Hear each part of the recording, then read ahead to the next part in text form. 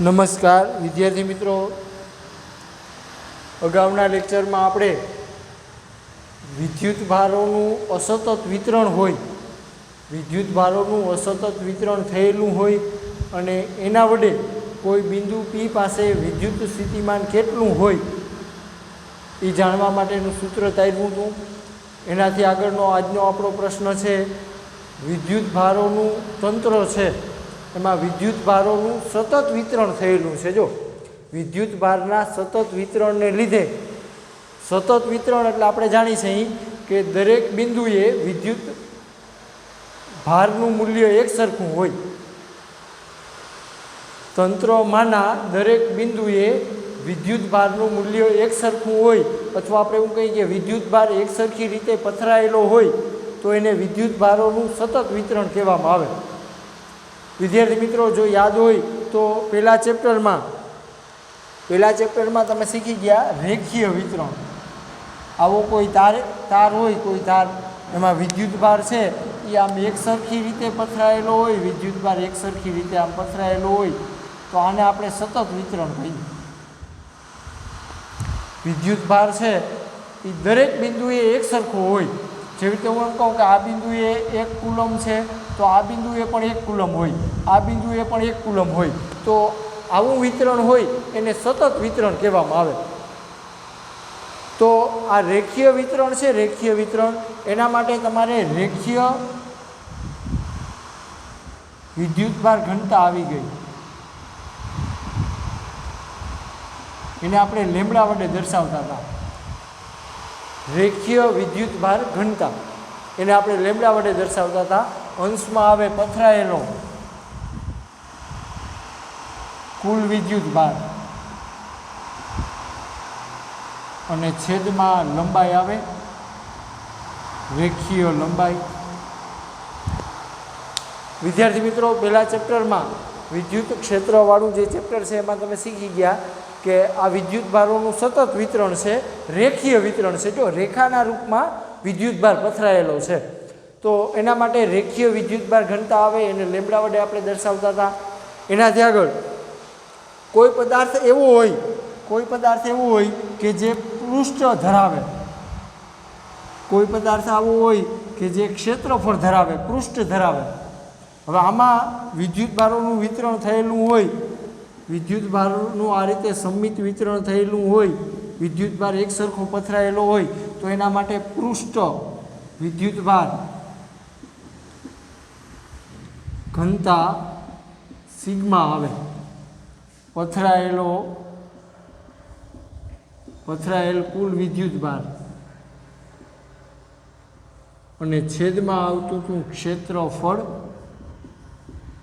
વિદ્યાર્થી મિત્રો, આપણો આ પદાર્થ છે, આ પદાર્થ એ એવો છે કે લંબાઈ ધરાવે છે અને પહોળાઈ ધરાવે છે. જો એટલે પૃષ્ઠ ધરાવે છે, અથવા આપણે એમ કહીએ કે સમતલ છે, તો એના માટે પૃષ્ઠ વિદ્યુતભાર ઘનતા આવે, એને સિગ્મા વડે આપણે દર્શાવતા હતા. બરાબર, આમાં જે વિદ્યુતભાર પથરાયેલો છે એની ઘનતા એટલે પૃષ્ઠ વિદ્યુતભાર ઘનતા. એનાથી આગળ આપણે વાત હતી કે કોઈ પદાર્થ એવો હોય કે જે ઘનફળ ધરાવે, કોઈ આવો પદાર્થ હોય કે જે ઘનફળ ધરાવે. બરાબર, હવે એમાં જો સંમિત વિદ્યુતભાર વિતરણ થયેલું હોય તો એના માટે કદ વિદ્યુતભાર ઘનતા આવે.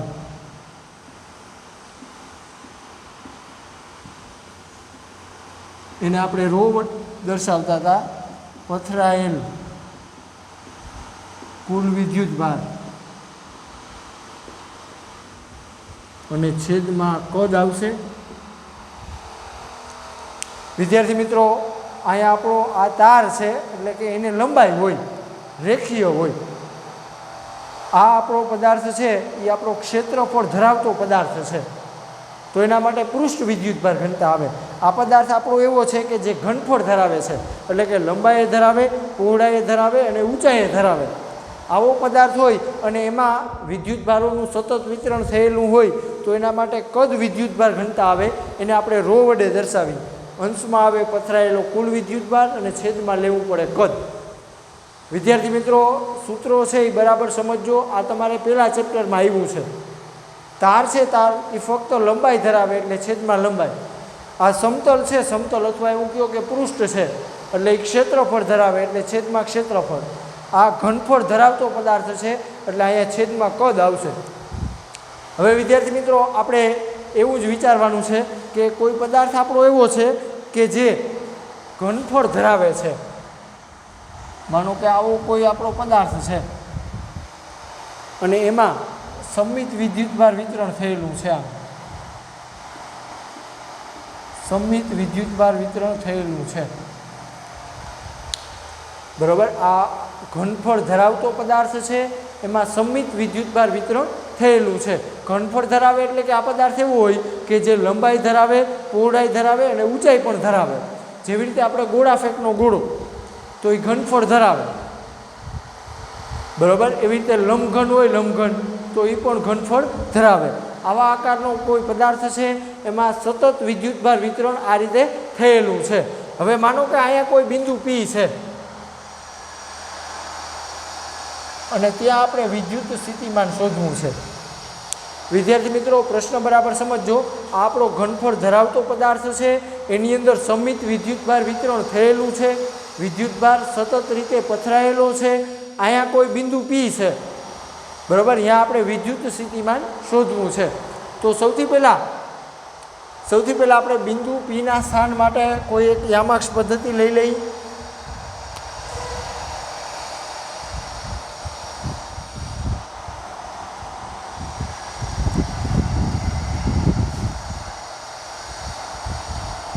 આ માનો કે એક્સ અક્ષ છે, આ ઉગમ બિંદુ છે, આ માનો કે વાય અક્ષ છે, આ ધારો કે ઝેડ અક્ષ છે.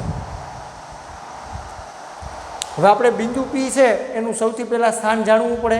એના માટે આપણે કોઈ એક યામાક્ષ પદ્ધતિ લઈ લીધી છે. બિંદુ પીના સ્થાન માટે આપણે સ્થાન સદિશ દર્શાવી તો આ સ્થાન સદિશને આપણે આર કહી દઈએ. બરાબર. હવે આપણો જે આ ઘનફળ ધરાવતો પદાર્થ છે એને આપણે સૂક્ષ્મ કદખંડોમાં કલ્પના કરવી પડે.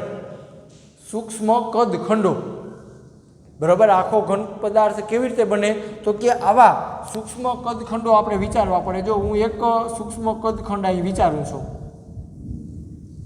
આ રીતે, એવી રીતે એની નજીકમાં પાછો બીજો સૂક્ષ્મ કદખંડ હશે, એની નજીકમાં ત્રીજો સૂક્ષ્મ કદખંડ હશે. આવા સૂક્ષ્મ કદખંડો ઘણા બધા ભેગા થશે ત્યારે આપણો આખો પદાર્થ બનશે.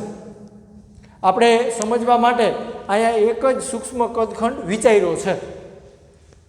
વિદ્યાર્થી મિત્રો હું તમને એવું કહું છું કે આ આખો પદાર્થ છે, આખો પદાર્થ એની અંદરનો કુલ વિદ્યુતભાર માનો કે 10 કુલમ છે. ધારો કે આખા પદાર્થની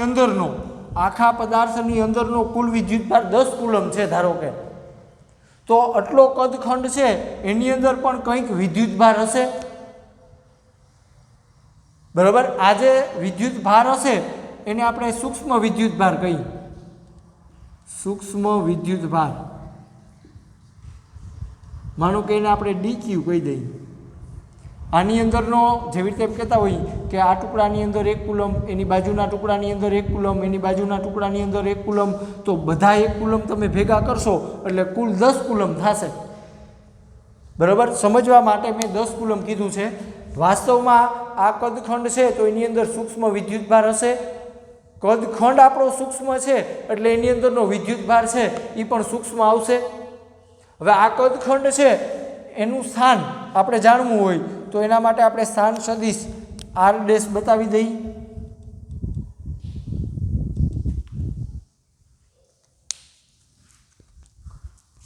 વિદ્યાર્થી મિત્રો વિચાર કરશો તો જ તમને આ થિયરી સમજાશે. જો વિચારશો તો તમને આ થિયરી છે એ વધારે સમજાશે. એટલે અહીંયા આપણો પદાર્થ છે એ ઘનફળ ધરાવે છે. હવે આની અંદરનો આ ટુકડો છે એકદમ નાનો ટુકડો, એની અંદરનો વિદ્યુતભાર છે સૂક્ષ્મ. હવે આ સૂક્ષ્મ વિદ્યુતભાર શોધવો હોય તો એના માટે આપણી પાસે સૂત્ર છે. બરાબર. કદ વિદ્યુતભાર ઘનતાનું આપણી પાસે સૂત્ર છે. કદ વિદ્યુતભાર ઘનતા રો બરાબર પથરાયેલો વિદ્યુતભાર છેદમાં એનું કદ. હવે વિદ્યાર્થી મિત્રો આ જે ટુકડો છે, આ ટુકડો એનું કદ આપણે કહી દઈએ ડી ટાઉ ડેશ કહી દઈએ કદ. બરાબર. આ સૂક્ષ્મ કદખંડ છે એની અંદરનો વિદ્યુતભાર સૂક્ષ્મ એટલે ડીક્યુ મેં કીધો છે. આ કદખંડ છે એનું કદ હું ડી ટાઉ ડેશ કહી દઉં. બરાબર. તો આપણે અહીંયા સૂત્રનો ઉપયોગ કરી તો રો બરાબર, જો આની અંદરનો પથરાયેલો વિદ્યુતભાર કેટલો કીધો તો કે ડીક્યુ,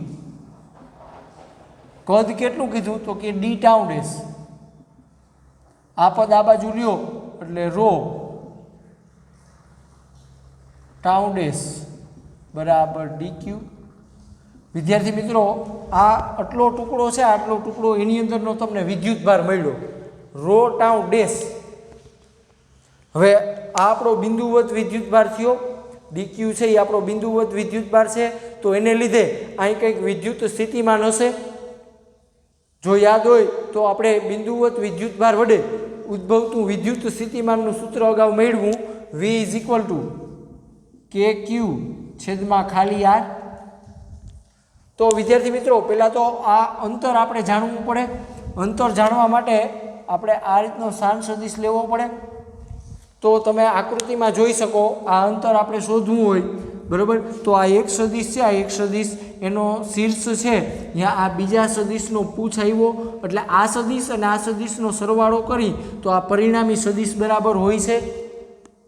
એટલે વિદ્યાર્થી મિત્રો આ અંતર આપણે શોધવું હોય બરાબર, આ અંતર આપણે શોધવું છે તો બે સદિશોના સરવાળાની રીતનો તમે ઉપયોગ કરી શકો.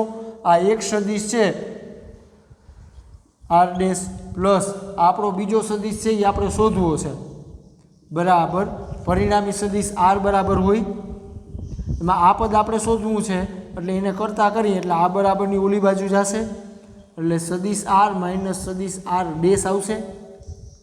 વિદ્યાર્થી મિત્રો આ અંતર છે એ તમે આ રીતે શોધી શકો R માઇનસ R ડેશ.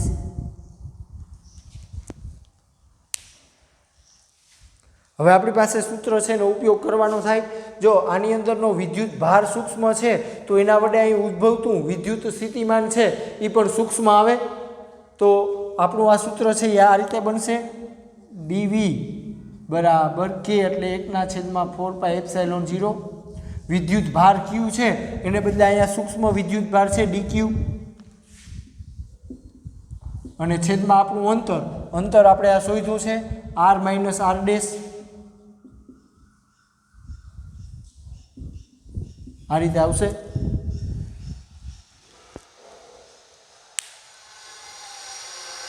હવે આપણે આગળ સાદુરૂપ આપવાનું.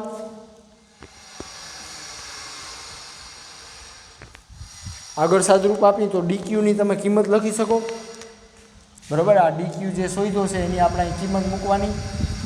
તો dV બરાબર 1/4πε0 રો ટાઉ ડેશ ના છેદમાં માનાંક સદિશ R માઇનસ સદિશ R ડેશ. વિદ્યાર્થી મિત્રો આ સૂક્ષ્મ વિદ્યુતભાર છે, સૂક્ષ્મ વિદ્યુતભાર આ એક આટલો કદખંડ છે, આટલો કદખંડ એની અંદરનો સૂક્ષ્મ વિદ્યુતભાર છે dQ. એના વડે અહીંયા વિદ્યુત સ્થિતિમાન આટલું હોય. હવે આપણે ગણતરી શેની કરવાની છે તો આખો પદાર્થ છે, આખો પદાર્થ એના વડે ઉદ્ભવતું અહીં વિદ્યુત સ્થિતિમાન મેળવવાનું છે. જો આ એક સૂક્ષ્મ કદખંડ છે તો એની બાજુમાં બીજો સૂક્ષ્મ કદખંડ આવશે, આમ એની બાજુમાં આમ બીજો સૂક્ષ્મ કદખંડ હશે બરાબર. એની અંદર એ પાછો સૂક્ષ્મ વિદ્યુતભાર dQ હશે તો એને લીધે પણ અહીં વિદ્યુત સ્થિતિમાન હશે. એના પછી ત્રીજો સૂક્ષ્મ કદખંડ હશે આમ, એની અંદર પણ સૂક્ષ્મ વિદ્યુતભાર હશે, એના લીધે અહીં વિદ્યુત સ્થિતિમાન. તો વિદ્યાર્થી મિત્રો આવા ઘણા બધા સૂક્ષ્મ કદખંડો હશે એની અંદર આવો સૂક્ષ્મ વિદ્યુતભાર હશે. આ સૂક્ષ્મ વિદ્યુતભારને લીધે અહીં વિદ્યુત સ્થિતિમાન એટલે આ બધા જે સૂક્ષ્મ વિદ્યુત સ્થિતિમાન હશે એ અહીં ભેગા થાય છે બિંદુ P પાસે. તો આ બધાનો આપણે સરવાળો કરવો પડે. બધા સૂક્ષ્મ વિદ્યુત સ્થિતિમાન આપણે ભેગા કરવા પડે એટલે કે આપણે સરવાળો કરવો પડે. આ સરવાળો છે એ વિદ્યાર્થી મિત્રો સંકલનમાં પરિણમે.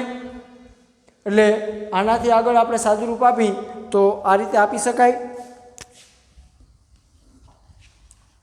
બિંદુ P પાસે કુલ વિદ્યુત સ્થિતિમાન V બરાબર સંકલન dV। આ સૂક્ષ્મ વિદ્યુત સ્થિતિમાન છે, જો આ સૂક્ષ્મ વિદ્યુત સ્થિતિમાન છે એ ખાલી આ એક સૂક્ષ્મ વિદ્યુત ભારને લીધે વિદ્યુત સ્થિતિમાન છે। એની બાજુમાં સૂક્ષ્મ કદખંડ હશે તો એની અંદર પણ સૂક્ષ્મ વિદ્યુત ભાર હશે, એને લીધે વિદ્યુત સ્થિતિમાન। એની બાજુમાં બીજો ટુકડો હશે એને લીધે અહીં વિદ્યુત સ્થિતિમાન। અહીંયા બધા વિદ્યુત સ્થિતિમાન ભેગા થાય છે એટલે આપણે એનો સરવાળો કરવો પડે। આ સરવાળો છે એ સંકલનમાં પરિણમે। એટલે વિદ્યાર્થી મિત્રો અહીંયા જે સંકલન આવે બરોબર એ આપણું કદ સંકલન આવે। કદ સંકલનના 3 પ્રકાર આવે, રેખીય સંકલન, પૃષ્ઠ સંકલન અને કદ સંકલન। અહીંયા કદ સંકલન શું કામ તો કે આપણો આખો પદાર્થ છે, આખો પદાર્થ કેવી રીતે બન્યો છે તો કે સૂક્ષ્મ કદખંડો છે, આવા સૂક્ષ્મ કદખંડો એ ઘણા બધા ભેગા થશે ત્યારે આપણો આખો પદાર્થ બનશે। એટલે અહીંયા જે સંકલન આવે છે એ સૂક્ષ્મ અહીંયા કદખંડ આવશે, વોલ્યુમ ઇન્ટિગ્રેશન, કદ સંકલન। કારણ કે આપણે જે સૂક્ષ્મ કદખંડો ભેગા કરવાના છે એ ઘનફળ ધરાવતા છે, કદ ધરાવતા છે, એવા ટુકડા આપણે ભેગા કરવાના છે। આગળ સાદુરૂપ આપો એટલે સંકલન dV દેખાય, यहाँ કિંમત લેવાની થાય 1/4πε0 રો d ટાઉ ડેશ છેદમાં r માઇનસ r ડેશ। આ અચળ છે, અચળ એને આપણે સંકલનની આગળ લઈ લઈએ બરાબર। 1/4πε0 એ અચળ છે એટલે આપણે આગળ લઈ લઈએ તો 1/4πε0 સંકલન રો d ટાઉ ડેશ છેદમાં r માઇનસ r ડેશ। અહીંયા વોલ્યુમ ઇન્ટિગ્રેશન, અંગ્રેજીમાં કદ છે, કદ એને વોલ્યુમ કહેવાય એટલે આને વોલ્યુમ ઇન્ટિગ્રેશન। આ રીતનું તમને વિદ્યુત સ્થિતિમાન મળશે। વિદ્યાર્થી મિત્રો આ થિયરી તમારી ટેક્સ્ટ બુકમાં ખાલી 3 વાક્ય આપ્યા છે। ટેક્સ્ટ બુકમાં તમે જોશો તો આ થિયરી માટે તમને ફક્ત 3 વાક્ય આપ્યા છે। આવી રીતે એની સાબિતી આપી નથી, આવી એની ગણતરી આપી નથી, એટલે બરાબર સમજી લેજો ટેક્સ્ટ બુકમાં આ ગણતરી છે નહીં બરાબર। ટેક્સ્ટ બુકમાં તમને આ ગણતરી દર્શાવી નથી, ખાલી 3 વાક્ય આપ્યા છે કે સતત વિદ્યુત ભારનું વિતરણ થયેલું હોય તો એનું વિદ્યુત સ્થિતિમાન કેવી રીતે શોધવું એના 3 વાક્ય આપ્યા છે બરાબર। આવી ગણતરી એમાં દર્શાવી નથી એટલે બરાબર સમજી લેજો।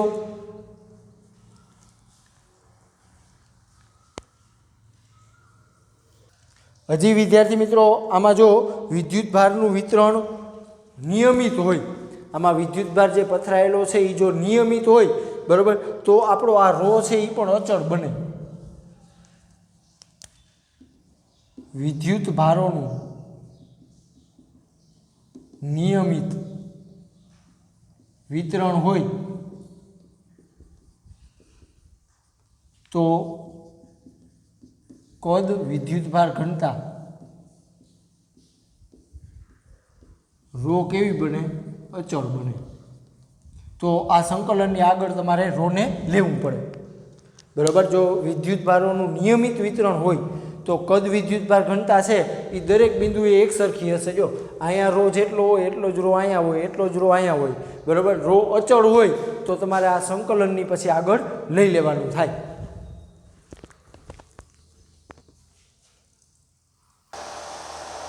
વિદ્યાર્થી મિત્રો એનાથી આગળનો આપણો પ્રશ્ન છે સમાન વિદ્યુતભાર વિતરણ ધરાવતા ગોળીય કવચ બરાબર સમજો। ગોળીય કવચ, ગોળીય કવચ કોને કહેવાય બરાબર। ગોળીય કવચ એટલે આપણે જાણી છીએ કે ક્રિકેટનો દડો છે, ક્રિકેટનો દડો કે જેમાં અંદરનો ભાગ પોલો હોય તો એને ગોળીય કવચ કહેવાય। ફૂટબોલનો દડો છે, ફૂટબોલનો દડો બરાબર, ફૂટબોલનો જે દડો છે તો એ પણ ગોળીય કવચ કહેવાય કારણ કે અંદરનો ભાગ એનો પોલો હોય, અંદરનો ભાગ પોલો હોય અને ફરતી બાજુ આમ આવરણ હોય જો બરાબર। આ જે આકાર છે આ આકાર એને પાતળી ગોળીય કવચ કહેવાશે। જો આવો આકાર, અંદરનો ભાગ તમે જોઈ શકો પોલો છે અને બહારની ફરતે બધી બાજુ આવરણ હોય તો એને પાતળી ગોળીય કવચ કહેવાય। હવે આપણે ગણતરી શેની કરવાની છે તો કે ગોળીય કવચથી કવચના બહારના બિંદુએ, કવચની સપાટી પર અને કવચની અંદરના બિંદુએ ઉદ્ભવતા વિદ્યુત સ્થિતિમાનની સમજૂતી આપો। તો વિદ્યાર્થી મિત્રો સૌથી પહેલાં હું એક અહીંયા કવચની આકૃતિ દોરું છું। આ માનો કે આપણું કવચ છે, પાતળી ગોળીય કવચ છે। હવે આની ત્રિજ્યા જે છે એને આપણે આર કહી દઈએ, કેપિટલ આર। આ એનું કેન્દ્ર છે ઓ, આ ત્રિજ્યા આર। હવે આપણે વિચારવાનું શું છે તો કે આ કવચ છે, કવચ બરાબર, કે જેમાં ફરતે આમાં આવરણ હશે, દ્રવ્ય હશે, અંદરનો ભાગ પોલો છે। આર ત્રિજ્યાનું પાતળી ગોળીય કવચ મેં દર્શાવી છે। હવે આ દ્રવ્ય છે, આ દ્રવ્ય એમાં સમિત વિદ્યુતભાર વિતરણ થયેલું છે, એટલે કે વિદ્યુતભાર એકસરખી રીતે પથરાયેલો છે બરાબર। જેવી રીતે હું કહું કે આ જે સપાટી છે એની દ્રવ્યવાળી સપાટી, એમાં વિદ્યુતભારોનું આ રીતે વિતરણ થયેલું છે।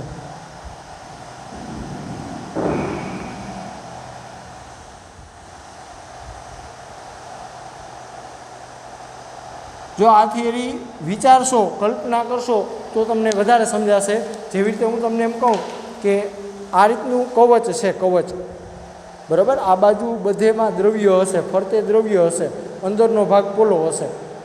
હવે આ જે દ્રવ્ય છે આમાં વિદ્યુતભાર વિતરણ થયેલું છે। જો આ દ્રવ્યમાં બધી બાજુ દ્રવ્યમાં સમિત વિદ્યુતભાર વિતરણ થયેલું છે, પણ વિદ્યાર્થી મિત્રો આવી આકૃતિ દોરી શકાય નહીં, એટલે મેં આ જે કિનારી છે, આ કિનારી એના ઉપર જ વિદ્યુતભાર વિતરણ દર્શાવ્યું છે। વાસ્તવમાં કલ્પના તમારે એવી કરવાની થાય કે આ બધું જે દ્રવ્ય છે, આ દ્રવ્ય આ બરાબર, એમાં વિદ્યુતભાર આમ બધી જગ્યાએ ગોઠવાયેલો હશે, આમ બધી બાજુ દ્રવ્ય ઉપર। હવે આપણે શોધવાનું શું છે તો કે આ કવચ છે, આ કવચ એના બહારના ભાગમાં માનો કે અહીંયા કોઈ બિંદુ પી છે, તો અહીંયા વિદ્યુત સ્થિતિમાન કેટલું હોય બરાબર। આ રીતની પાતળી ગોળીય કવચ છે, એમાં વિદ્યુતભાર વિતરણ થયેલું છે કવચ ઉપર, અને અહીંયા કોઈ બિંદુ પી છે, તો અહીંયા વિદ્યુત સ્થિતિમાન કેટલું હોય। તો વિદ્યાર્થી મિત્રો આપણે સમજી શકીએ બરાબર કે આ વિદ્યુતભાર છે, આ વિદ્યુતભાર એને પોતાનું આમ વિદ્યુત ક્ષેત્ર હશે, આ રીતે એનું વિદ્યુત ક્ષેત્ર પથરાયેલું હશે। જો મેં ધન વિદ્યુતભાર દર્શાવ્યો આ, તો એનું વિદ્યુત ક્ષેત્ર આમ બહાર નીકળતી દિશામાં આવશે। હવે આપણે શું કરવાનું તો કે અનંત અંતરેથી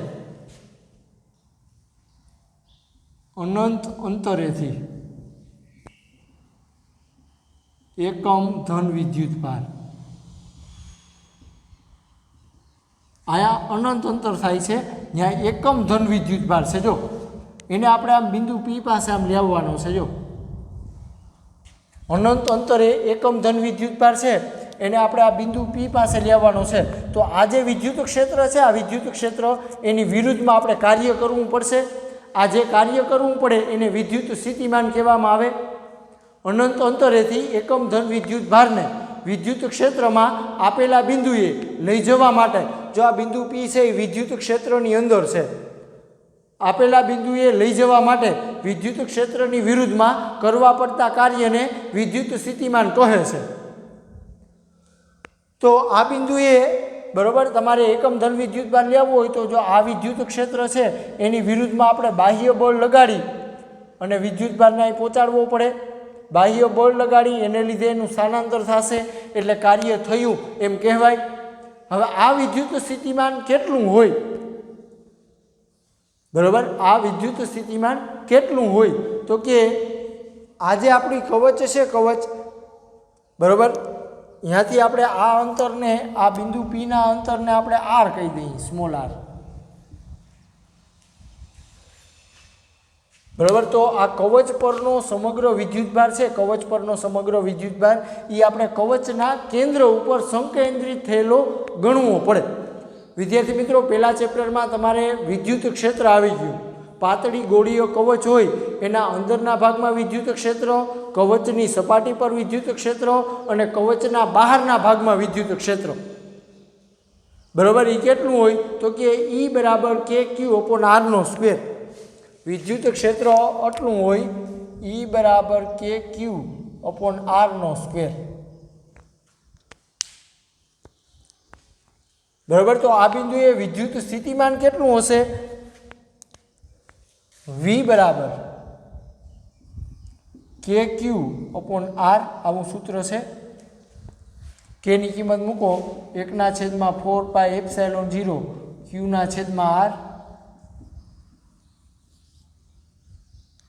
બરોબર. આ જે સૂત્ર મેં અત્યારે લખ્યું છે એ કવચના બહારના ભાગમાં બિંદુ P. તમે જોઈ શકો કવચ છે, કવચ બરાબર આ રીતનું કવચ છે, એના બહારના ભાગમાં બિંદુ P છે. કેટલા અંતરે આવેલું છે? તો કે R અંતરે આવેલું છે. જો આ તો અહીં વિદ્યુત સ્થિતિમાન કેટલું હોય? તો કે V બરાબર 1/4πε0 Q/R. બરાબર વિદ્યાર્થી મિત્રો, આપણે જાણી છીએ કે કવચ પરનો સમગ્ર વિદ્યુત ભાર છે, કવચ પરનો સમગ્ર વિદ્યુત ભાર એ કવચના કેન્દ્રમાં સંકેન્દ્રિત થયેલો ગણવામાં આવે છે. એટલે સૂત્ર આપણું ઈ થયું, બિંદુવત વિદ્યુત ભાર વડે ઉદ્ભવતું વિદ્યુત સ્થિતિમાન V બરાબર KQ/R. બરાબર. આ કવચ છે, આ કવચ એના ઉપરનો કુલ વિદ્યુત ભાર હું કહું, કવચ પરનો કુલ વિદ્યુત ભાર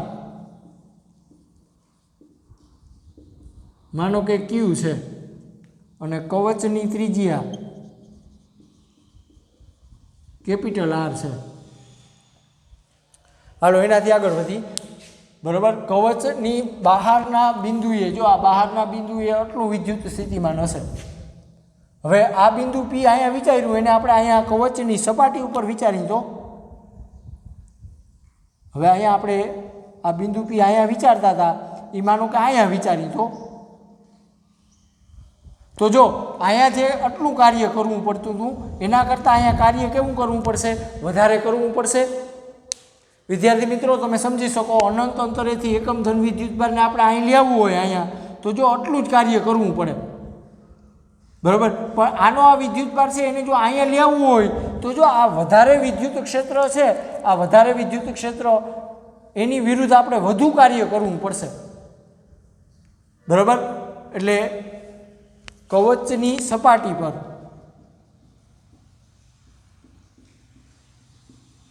આવેલા બિંદુએ વિદ્યુત સ્થિતિમાન, બરાબર, તો આપણે શું કરવું પડે? V બરાબર 1/4πε0 Q/, તમે જોઈ શકો કે આટલું અંતર, આ જે R અંતર હતું મોટું, એ હવે R અંતર આપણું આટલું થઈ ગયું. જો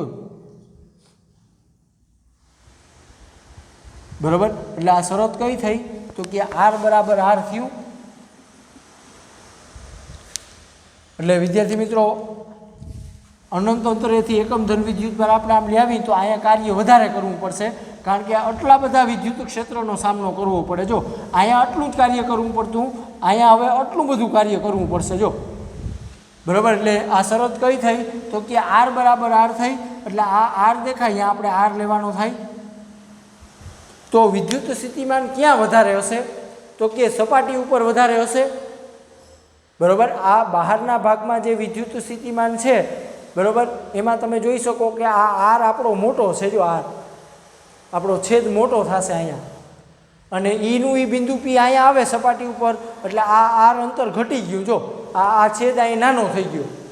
એટલે અર્થ એવો થયો કે સપાટી પર વિદ્યુત સ્થિતિમાન મહત્તમ હશે. કવચની સપાટી પર વિદ્યુત સ્થિતિમાન મહત્તમ હશે. હાલો એનાથી આગળ વધી. હવે આ બિંદુ P આપણે અહીંયા વિચારતા હતા સપાટી ઉપર, એને આપણે આમ અંદરના ભાગમાં વિચારીએ હજી. બરાબર. એટલે કે ધારો કે અહીંયા બિંદુ P વિચારીએ તો અહીંયા વિદ્યુત સ્થિતિમાન કેટલું હોય? બરાબર. એટલે આ શરત કઈ થઈ?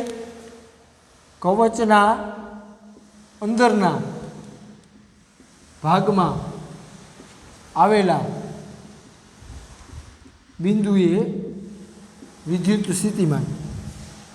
બરાબર. હવે બિંદુ P સપાટી ઉપર હતું, એને હું કવચ છે આમ કવચ, એના અંદરના ભાગમાં બિંદુ P લઈ લઉં. તો આ પ્રશ્ન છે એ બરાબર સમજજો.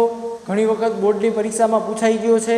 પાતળી ગોળીય કવચ છે, પાતળી ગોળીય કવચ, એના અંદરના ભાગમાં વિદ્યુત સ્થિતિમાન કેટલું હોય? બરાબર. તો મોટા ભાગનાનો જવાબ છે એ શૂન્ય આવે છે. મોટા ભાગના વિદ્યાર્થીઓ શૂન્ય કહે છે. એટલે એનો અર્થ એવો છે કે વિચારવામાં ભૂલ છે. વિદ્યાર્થી મિત્રો પહેલા ચેપ્ટરમાં તમે એવું શીખ્યા કે આ કવચ હોય, કવચ એના અંદરના ભાગમાં વિદ્યુત ક્ષેત્ર શૂન્ય હોય છે. E બરાબર શૂન્ય હોય હંમેશા. પહેલા ચેપ્ટરમાં વિદ્યાર્થી મિત્રો તમે એવું શીખ્યા કે પાતળી ગોળીઓ કવચ હોય એના અંદરના ભાગમાં, બરાબર, તમે બિંદુ પી અહીંયા વિચારો કે અહીંયા વિચારો કે અહીંયા વિચારો, અંદરના ભાગમાં વિદ્યુત ક્ષેત્ર શૂન્ય હોય છે. તો આ વિદ્યુત ક્ષેત્ર શૂન્ય છે તો વિદ્યુત સ્થિતિમાન શૂન્ય નહીં હોય. શું કામ? તો વિચારી શકાય કે અનંત અંતરેથી એકમ ધન વિદ્યુતભાર છે એને આપણે અહીંયા અંદર સુધી લેવાનો છે, જો અહીં અંદર સુધી. તો આ વિદ્યુત ક્ષેત્ર છે, આ વિદ્યુત ક્ષેત્ર એની વિરુદ્ધ તો કાર્ય કરવું જ પડે છે. એટલે અંદરના ભાગમાં વિદ્યુત ક્ષેત્ર શૂન્ય હોય છે પણ વિદ્યુત સ્થિતિમાન શૂન્ય હોતું નથી. કારણ કે અનંત અંતરેથી એકમ ધન વિદ્યુતભારને આપણે અહીં સુધી લેવાનો છે, જો અહીં સુધી. તો આ જે વિદ્યુત ક્ષેત્ર છે, આ વિદ્યુત ક્ષેત્ર એની વિરુદ્ધ તો કાર્ય કરવું જ પડે. વિદ્યુતભાર આપણો અહીંયા સુધી આવે એટલે કાર્ય કરવું પડે, પણ અહીંથી વિદ્યુતભાર અહીંયા લેવું હોય તો કાર્ય કરવું પડશે નહીં, કારણ કે અંદરના ભાગમાં વિદ્યુત ક્ષેત્ર નથી. એટલે વિદ્યુત ક્ષેત્રની વિરુદ્ધમાં અંદરના ભાગમાં કાર્ય નહીં કરવું પડે. બરાબર, અહીંયા વિદ્યુતભાર આવી ગયો, અનંત અંતરેથી એકમ ધન વિદ્યુતભાર આ સપાટી ઉપર આવી ગયો, પછી એને આપણે બિંદુ પી પાસે અહીં લેવું હોય અહીંયા, તો અહીંથી અહીંયા આવવા માટે કાર્ય નહીં કરવું પડે, પણ સપાટી સુધી આવે ત્યાં સુધી એને કાર્ય કરવું પડે. કેટલું કાર્ય કરવું પડે? તો કે V બરાબર 1/4πε0 Q/R જ આવશે, કારણ કે સપાટી સુધી જ લેવા માટે કાર્ય કરવું પડે. અહીંથી પદાર્થ અહીંયા આવે તો આ આટલો ગાળો છે, આટલો ગાળો, એમાં કાર્ય છે એ શૂન્ય હોય.